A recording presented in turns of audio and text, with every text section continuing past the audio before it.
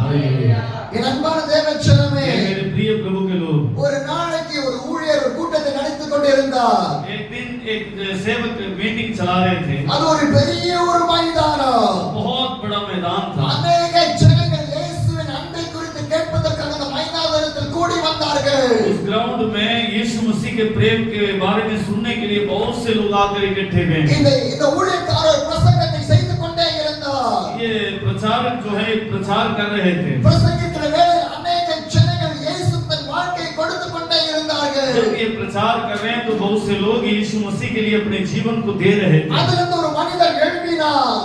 उसमें से उस भीड़ में से एक उठा, நேராக அந்த மைதானத்தில் இருக்கிற நடுப்பகுதிக்கு வந்தார். उस ग्राउंड के बिल्कुल बीच वाले हिस्से में आया। இந்த தேவனுடைய மனிதன் என்னென்ன சொல்கிறார் என்று கவனத்தோடு கேட்டுக்கொண்டே இருந்தார். जो प्रभु के दास बोल रहे थे उन प्रचार को बड़े ध्यान से वो सुन रहा था। அந்த மனிதனால் அங்கே நிற்க முடியவில்லை. वो इंसान वहां खड़ा नहीं हो पाया। நேராக அந்த ஸ்டேஜுக்கு கடந்து வந்தார். सीधा वो स्टेज पे आ गया। அந்த ஸ்டேஜில் தேவனுடைய மனிதர் பிரசங்கித்துக் கொண்டே இருந்தார். उस स्टेज से में से जो है वो प्रभु का दास प्रचार कर रहे थे। இந்த மனிதன் அவரை பார்த்து சொன்னார், ये इंसान ने वो प्रचार को देखकर कहा, நிறுத்துங்கள் உங்கள் பிரசங்கத்தை. आप रोक दो अपने प्रचार को। நான் ஒரு காரியம் உங்களுடன் பேச வேண்டும் என்று. एक बात आपसे बात करना चाह रहा இந்த हूँ। பிரசங்கியார் அந்த பிரசங்கத்தை நிறுத்திவிட்டார். वो प्रचारक जो है अपने प्रचार को रोक लिया। இந்த மனிதன் அந்த தேவ மனிதனை பார்த்து கேட்டார், ये इंसान उस प्रभु के दास से पूछा, என்னுடைய வீட்டுக்கு நீங்கள் வர முடியுமா? क्या आप मेरे घर पर आ सकते हैं? நான் உங்களை அழைத்து செல்ல விரும்புகிறேன். मैं आपको बुलाकर ले जाना चाहता हूँ। ஸ்டேஜில் உடன் ஊழியர்கள் இருந்தார்கள். वो जो है स्टेज में और साथ सेवा करने वाले सेवक थे। அவர்கள் இந்த தேவ மனிதனை பார்த்து சொன்னார்கள், उन्होंने उस प्रभु के दास को देखकर இந்த कहा, மனிதனோடு நீங்க செல்லக்கூடாது. इस इंसान के साथ नहीं जाना है। இவன் ஒரு கொடிய மனிதன். ये बड़ा भयंकर व्यक्ति है। அநேகரை கொலை செய்து விட்டான். बहुत से लोगों को हत्या किया हुआ है इसने। அரசாங்கத்தால் இவனால் கைது செய்ய முடியவில்லை. जो है लोग जो है गवर्नमेंट से जो है सरकार इसको पकड़ नहीं पाई। இவன் பணபலம் படைத்தவன். ये बड़ा धनवान है, அநேக ஆட்கள் இவனுக்கு உண்டு. बहुत नामी व्यक्ति है। இவனை நம்பி இவனுடன் போகாதீர்கள். इस पे विश्वास करके ना जाएं, உங்களை கொன்று விடுவான். आपको मार डालेगा। நான் மீண்டும் அந்த மனிதன் கத்துகிறான் அந்த தேவ ஊழியரை பார்த்து, लेकिन वो इंसान और चिल्लाने लगा, என் வீட்டுக்கு நீங்கள் வர வேண்டும். मेरे घर आना है आपको। இந்த தேவனுடைய மனிதன் ये प्रभु के दास தேவ சித்தத்துக்கு ஒப்பு கொடுத்து परमेश्वर की इच्छा को अपने आप को दे இந்த दिया। மனிதனுடன் தன்னுடைய காரில் பயணிக்கிறார். वो जो है इस इंसान के साथ वो जा रहे हैं। இந்த மனிதன் தேவனுடைய மனிதன் அழைத்து விட்டு அவர் வீட்டுக்கு கடந்து செல்கிறார். और जो है वो इंसान प्रभु के दास को लेकर अपना घर गया। அவருடைய வீடு திறக்கப்படுகிறது. उसका घर खोला गया। இந்த தேவனுடைய மனிதன் அந்த வீட்டுக்குள்ள கடந்து வருகிறார். जब परमेश्वर के दास उस घर के अंदर प्रवेश किया, நேரா ஒரு அறைக்கு கடந்து சென்றார். सीधा एक कमरे में गए। அந்த அறையை திறந்தார். जब उस कमरे को खोला, நிறைய மதுபான பாட்டில்கள் அடிக்கடிக்கு வைக்கப்பட்டிருந்தது. बहुत शराब की बोतलें वहां पर रखा गया था। சில பாட்டில்கள் மதுபானம் இருந்தது. कुछ बोतल में शराब था, சில மதுபான பாட்டில்கள் மதுபானங்கள் இல்லை. कुछ शराब के बोतल खाली थी। அவன் சொன்னான் இந்த தேவ மனிதனை பார்த்து, वो व्यक्ति ने प्रभु के दास से कहा, இதையெல்லாம் நான் தான் குடித்தேன். ये सब कुछ मैंने पिया। இரவும் பகலுமாக நான் மதுபானத்தை குடிப்பேன். मैं रात और दिन जो है ये शराब में पीता था। நான் மதுபானத்துக்கு அடிமையானவன். मैं जो है शराबी हूँ। ஆனால் लेकिन உங்கள் இயேசு क्या आपका यीशु என்னை விடுதலை செய்வாரா? क्या मुझे छुटकारा दे என்னை सकता है? மன்னிப்பாரா? क्या मुझे माफ कर நான் सकता ஒரு है? மனிதன், ஒரு மதுபானத்துக்கு அடிமையான ஒரு मैं மனிதன். एक शराबी, पक्का शराबी हूँ। உங்கள் இயேசு என்னை விடுதலை செய்ய முடியுமா? क्या आपका यीशु मुझे छुटकारा दे सकता என்னை है? மன்னிப்பாரா? क्या मुझे माफ कर सकता இந்த है? தேவ மனிதன் பொறுமையோடு சொன்னார், उस प्रभु के दास ने बड़े दीनता से कहा, இன்றைக்கு நீ ஒப்பு கொடுத்தார். अगर आज तू अपने आप को समर्पण करे, இயேசு உன்னை மன்னிப்பார். यीशु आपको माफ करेगा। மீண்டுமாக இந்த மனிதன் மற்றொரு அறைக்கு கடந்து சென்றார். दोबारा कमरे में ले गया। அந்த அறை திறக்கப்பட்டது. वो कमरा खोला गया। அந்த அறை முழுவதும் எலும்பு கூடாக காணப்பட்டது. அது அனைத்துமே மனித எலும்பு கூடுகள். वो जो है उस कमरे के अंदर जो है कंकाल पड़े हुए थे। முழுவதுமாக மனித எலும்பு கூடுகள். वो सब इंसान के कंकाल थे। இந்த மனிதன் தேவ மனிதனை பார்த்து சொன்னார், ये व्यक्ति परमेश्वर के दास से कहा, இந்த எலும்பு கூடுகள் யாருக்கு தெரியுமா? ये जो कंकाल पड़े हुए हैं ये किसके पता है? இவர்களை நான் தான் கொஞ்சேன். इनको मैंने ही मारा था, நான் தான் புதைத்தேன். मैं ही गाड़ा था। பிற்பாடு இந்த எலும்பு கூடுகளை வீட்டில் கொண்டு வைத்திருக்கிறேன். मैं जो है इस हड्डियों को मैं अपने घर ले आया। இப்பொழுது சொல்லும் உம்முடைய இயேசு என்னை மன்னிப்பாரா? अब तो बताओ यीशु क्या मुझे माफ करेगा? எவ்வளவு பேர் நான் கொன்று குவித்திருக்கிறேன், कितने लोगों को मैंने मार गिराया हुआ। இரக்கம் இல்லாமல் கொன்றேன், मेरे अंदर कोई दया नहीं है। துடிக்க துடிக்க அவளை கொன்று விட்டேன். मैं बड़े भयंकर तरीके से उनको मार डाला। உம்முடைய இயேசு என்னை மன்னிப்பாரா? क्या तुम्हारा यीशु मुझे माफ कर இந்த सकता है? தேவ மனிதன் பொறுமையோடு அவரோடு பேசினார். ये जो प्रभु के दास बड़े धीरज से बोला, நீ இப்பொழுது வாக்கை இயேசுவுக்கு ஒப்படைத்தார், अगर आज तो अपने जीवन को यीशु मसीह के लिए देगा, நிச்சயமாக இயேசு உன்னை மன்னிப்பார். जरूर यीशु आपको माफ करेगा। இந்த மனிதனுக்கு மிகுந்த கோபம் ஏற்பட்டது. ये इंसान और गुस्सा हो गया। எப்படி இயேசு உன்னை மன்னிக்க முடியும்? यीशु कैसे माफ कर सकता இயேசு எப்படி என்னை மன்னிக்க முடியும்? है? यीशु मुझे कैसे माफ कर நான் सकता है? மதுபானத்துக்கு அடிமையானவன், मैं तो शराबी हूँ, இவ்வளவு கொலை செய்தவன், इतने हत्याएं किए। இயேசு எப்படி என்னை மன்னிக்க முடியும்? यीशु मुझे कैसे माफ करेगा? மீண்டும் ஒரு அறையை திறந்தார். दोबारा एक कमरे को खोला। அங்கு பொன்னும் பணமும் அதிகமாக இருந்தது. वहाँ सोना और चांदी पैसे बहुत थे। அவன் சொன்னான், उसने कहा நான் இதெல்லாம் திருடின பணம், ये सब कुछ मैंने ढाका डाला, நான் மக்களை கொன்று குவித்த பணமும் பொன்னும் இது. ये सब कुछ मैंने धोखे से लिया हुआ धन உன் दौलत। இயேசு என்னை மன்னிப்பாரா? क्या तुम्हारा यीशु मुझे माफ இந்த कर? தேவ மனிதன் சொன்னார், ये प्रभु के दास ने कहा, இப்போது வாக்கை இயேசுவுக்கு கொடுத்தால் இயேசு உன்னை अभी மன்னிப்பார். अगर अपने जीवन को यीशु के लिए देगा तो यीशु माफ இந்த करेगा। மனிதன் வெளியே அந்த ஊழியர் அழைத்துக் கொண்டு சென்றார். ये व्यक्ति बाहर उस प्रभु के दास இப்பொழுது को ले, தேவ மனிதன் இந்த மனிதனோடு வெளியே கடந்து செல்கிறார். अब जो है वो बाहर चला गया। சில தூரம் கடந்து சென்ற उस பிற்பாடாக लोगों के पास ஒரு உடைந்து போன வீடு அங்கு இருந்தது. वहाँ एक टूटा हुआ घर था, அது வெளியே ஒரு கட்டில் போடப்பட்டிருந்தது.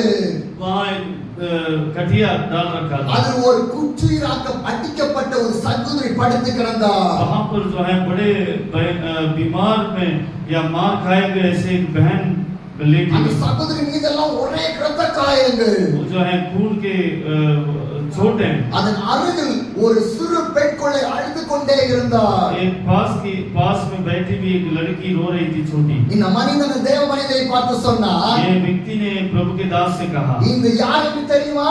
ये कौन है पता? இந்த கட்டில் படுத்தவர்கள் யார் என்று தெரியுமா? ये जो बेड पे लेटी हुई है कौन है என்னுடைய पता? மனைவி. मेरी पत्नी। நான் தினந்தோறும் மதுபானத்தை அருந்தி என் மனைவியை அடி அடி என்று அடிப்பேன்.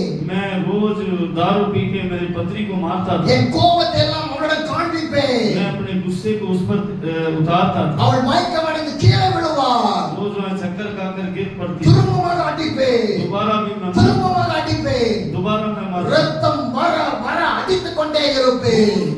जितना बहता जाता फिर भी मैं मारता था। இப்பொழுது சொல்லும், अब तू बता, இவனுடைய தேவன் என்னை மன்னிப்பாரா? क्या तुम्हारा प्रभु मुझे माफ நான் ஒரு कर? மதுபானத்துக்கு அடிமையானவன், मैं तो शराबी था। நான் ஒரு மதுபானத்துக்கு அடிமையானவன், मैं शराबी நான் था। ஒரு கொலைக்காரன், मैं बहुत लोगों को मारा, பலருடைய பணத்தையும் தங்கத்தையும் திருடினவன், बहुत से लोगों के पैसा और उसको ऐंठ रखा, சொந்த மனைவியை அடித்து கொடுமை செய்தவன். अपनी पत्नी को मैं सताता हूँ। உன் இயேசு என்னை மன்னிப்பாரா? क्या तेरा यीशु मुझे माफ करेगा? இந்த ஊழியக்காரர் அவரிடம் சொன்னார், ये प्रभु का दास उससे कहा, இயேசு உன்னை மன்னிப்பார். यीशु आपको माफ करेगा। இப்போது உன் வாழ்க்கையை இயேசுவுக்கு अगर கொடுத்தார். अभी आपने जीवन को यीशु के लिए दे, இயேசு உன்னை மன்னிப்பார். यीशु आपको माफ இந்த करेगा। வார்த்தைகளை கேட்ட அந்த மனிதன் ये शब्दों को सुनने वाला वो व्यक्ति குழந்தையை போல் அழ ஆரம்பித்தார். बच्चे की तरह रोने लगा, குழந்தையை போல் அழ ஆரம்பித்தார். बच्चे की तरह रोने लगा, முழங்கால் படியிட்டார். घुटनों में हो गया। அந்த தேவ மனிதனுடைய கால்களை பிடிக்க ஆரம்பித்தார். उस प्रभु के दास के पैरों को पकड़ लिया, எனக்காக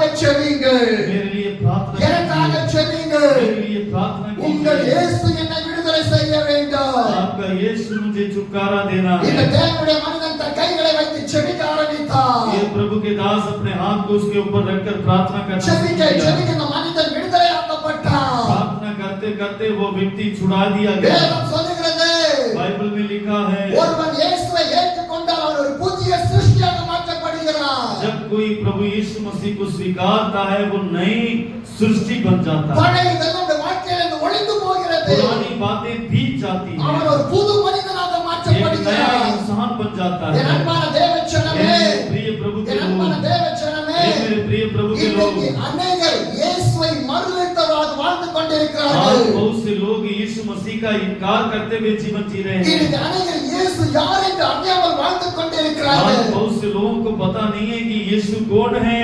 ஒரு பகுதி மக்கள் இறைவனே இல்லை என்று வாழ்கிற ஒரு लोग ऐसे भी हैं जो कहते हैं कि कोई प्रभु है ही नहीं। ஒரு கூட்டம் மனிதர்கள் நான் மரித்தால் என்னுடைய வாழ்க்கை முடிந்து போயிட்டு என்று நினைக்கிற ஒரு கூட்டம். कुछ लोग ऐसे हैं अगर हम मौत हो जाए तो सब कुछ खत्म हो जाता சில है। மனிதர்கள் நினைக்கிறார்கள் இறைவன் இருக்கிறார், ஆனால் என் வாழ்க்கையில் நான் எவ்வளவாக சந்தோஷத்தோடு பாவத்தில் வாழ முடியுமோ நான் அப்படி வாழ்கிறேன் என்று ஒரு கூட்டம். कुछ लोग कहते हैं प्रभु तो है लेकिन फिर भी जितना मुझे पाप में खुशी में संसार की चीजों में बिताना है मैं बिताऊंगा।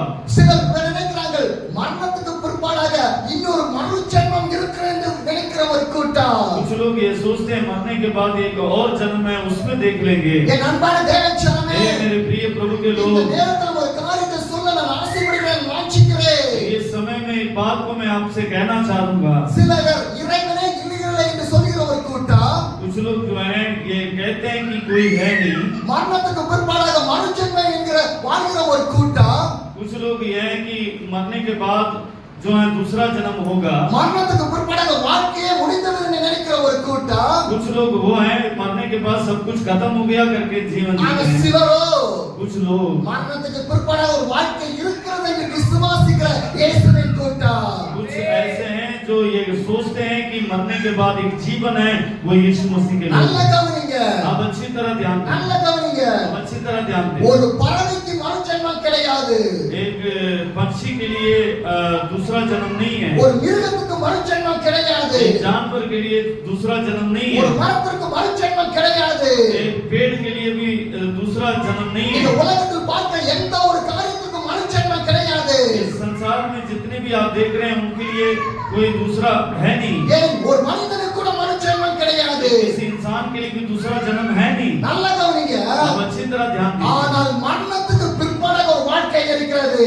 लेकिन जो है मरने के बाद एक जीवन है। ஏன்னா வேதம் சொல்லுகிறது, लेकिन बाइबल कहती है தேவன் உன்னை மண்ணிலிருந்து உருவாக்கினார். परमेश्वर तुझे मिट्टी से रचा। மண்ணிலிருந்து உருவாக்கப்பட்ட நீ ஒரு நாள் நீ மண்ணுக்கு திரும்புவாய். जो है मिट्टी से बनाया गया तू एक दिन मिट्टी में मिल जाएगा। ஆனால் உன்னுடைய ஆத்துமா, लेकिन तुम्हारा जो आत्मा है, அது மண்ணிலோடு கலந்து விடாது. लेकिन वो जो प्राण आत्मा है वो मिट्टी में नहीं मिलेगा। ஆத்துமாவுக்கு மரணம் கிடையாது. जो आत्मा है आपके अंदर उसके लिए मौत नहीं है। ஹalleluya. हालेलुया। பரிசுத்த வேதம் என்ன சொல்கிறது? पवित्र शास्त्र क्या कहता है? வெளிப்படுத்தல் 20ஆம் அதிகாரம் 12வது வசனம் சொல்கிறது, 20:12 में लिखा है மரித்தோராகிய சிறியோரையும் பெரியோரையும் தேவனுக்கு முன்பாக நிற்க கண்டேன். அப்பொழுது புஸ்தகங்கள் திறக்கப்பட்டன. ஜீவ புஸ்தகத்தின் வேறொரு புஸ்தகம் திறக்கப்பட்டது. அப்பொழுது அந்த புஸ்தகங்கள் எழுதப்பட்டிருந்தவர்களுடைய மரித்தோர் தங்கள் தங்கள் கிரியைகளுக்கு தக்கதாக நியாயத்தீர்ப்படைந்தார்கள்.